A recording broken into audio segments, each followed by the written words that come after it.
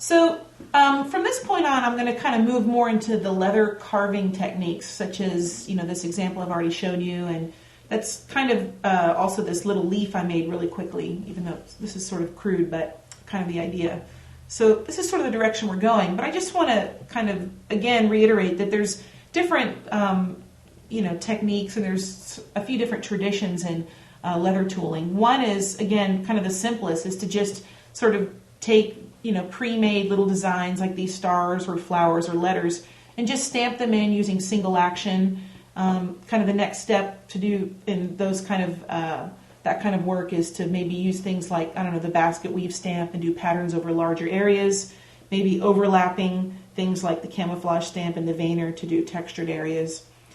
There's kind of an intermediate type of work that a lot of people do, which is to use stamps like the camouflage stamp and the veinner to kind of make patterns over larger areas. So for example, you can take the veinner and just, single action, just sort of make like, designs, kind of borders, like I've kind of started to do here. And maybe I can take, the camouflage stamp and kind of start, doing it like this.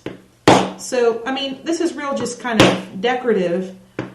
It's not really following any kind of a pattern or any shape, but, if you kind of do this enough, you start to imagine how you can get some kind of interesting, if you kind of keep it sort of regular, some interesting kind of patterns.